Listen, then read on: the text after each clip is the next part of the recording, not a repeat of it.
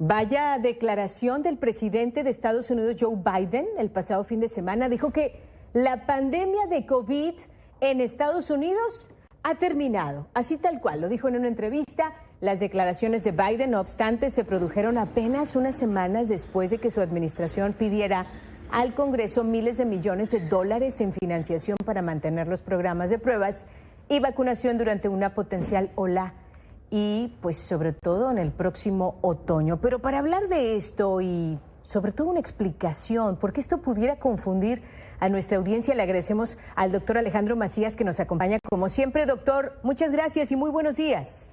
Hola Tania, buenos días, gusto de estar con ustedes. Gracias, igualmente doctor, preguntarle, ¿qué significa esto? Que el presidente de Estados Unidos diga que la pandemia, al menos en Estados Unidos, ha terminado, cuando es la OMS quien en realidad debe de determinarlo, ¿no es así?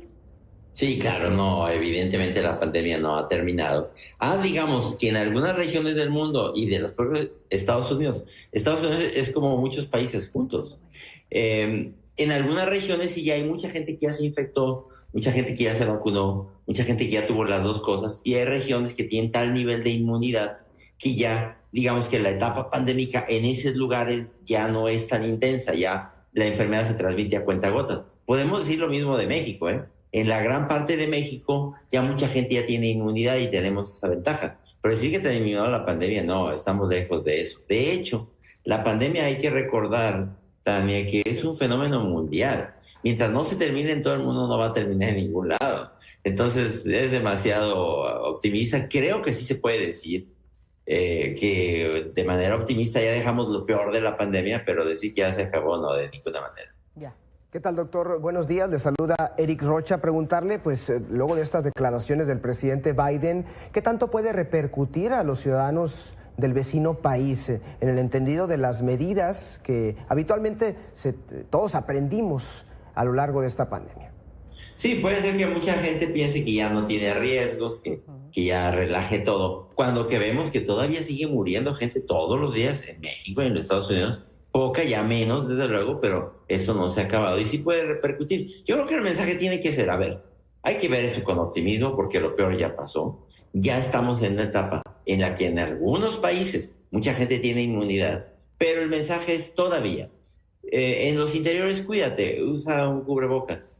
Ventila los espacios cerrados, evita los tumultos de las personas, completa tus vacunas y tú físicamente sé, digamos, que la mejor versión de ti mismo, cuida tu peso, haz ejercicio. Ese mensaje tiene que seguir porque el virus no se va a ir, el virus va a pasar a formar parte del repertorio de los virus que se van a quedar y que nos van a estar infectando siempre, y todavía lo que vemos es que este virus infecta y reinfecta. Si te va a reinfectar, procura que te reinfecte el menor número de veces posibles y que te encuentren en las mejores condiciones posibles también cuando te encuentren. Ahora, doctor, en México, ¿viene otra ola de contagios de COVID-19? Y si es así, ¿cuándo? Sobre todo porque para nada. ¿Podemos ser tranquilos, doctor? Sí, mira, depende de que aparezca en el mundo alguna nueva variante. Ya no depende de que mantengamos distancia o usemos cubrebocas, no. Eso ya es para cuidado tuyo. Ahora, que ya socialmente México entre en otra oleada, ya no depende de nada de eso, porque México ya tiene mucha inmunidad. Eso valdría, por ejemplo, en China.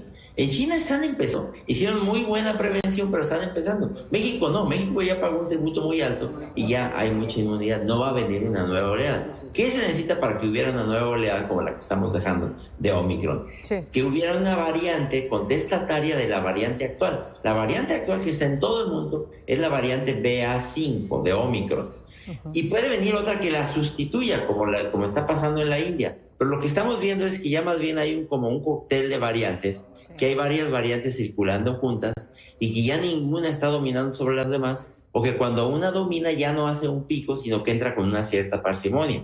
Y eso es lo que se esperaría en México. Ya no depende de que hagamos funciones de distanciamiento social o que la autoridad nos haga una cosa u otra. Ya no depende de eso, desde luego. Y México no va a tener, mientras no ocurra en otras partes del mundo, no vamos a tener otra oleada.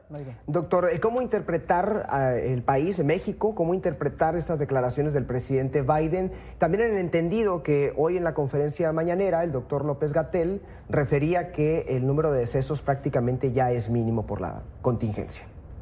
Sí, todavía sigue siendo una tragedia cuando una persona muere, desde Claro. luego, pero México ya pagó un tributo, como decía, muy, muy alto. De hecho, la tasa de mortalidad en México por millón de habitantes, pues es alta en relación con el resto de los países. ¿Cómo interpretar eso? Yo creo que sí hay una necesidad de dar un mensaje de optimismo. Sí, hay que darlo, hay que decir, se puede decir, miren, lo peor ya pasó.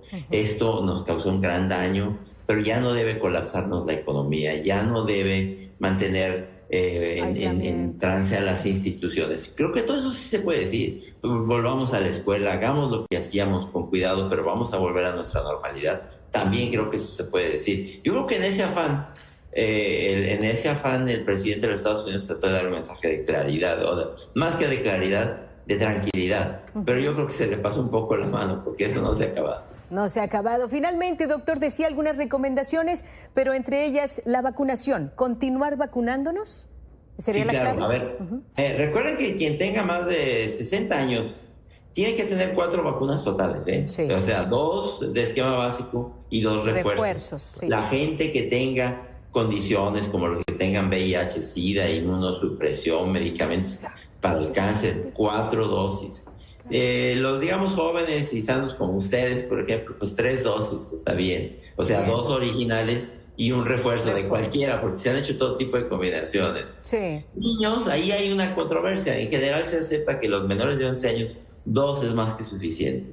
Pero sí, pónganse sus vacunas, pongamos las vacunas que nos hagan falta, porque todo eso no se acaba. Correcto. Bueno, sin duda siempre importante, doctor, analizar, desmenuzar todo este tema, sobre todo porque, como ya todos sabemos, el virus llegó para quedarse básicamente y hay que aprender a vivir con él. Doctor Alejandro Macías, muchísimas gracias por su tiempo. Bienvenido Gracias. siempre. Sí, Eric, Tania, que estén bien, cuídense. Igualmente, doctor, muy amable. Buen día.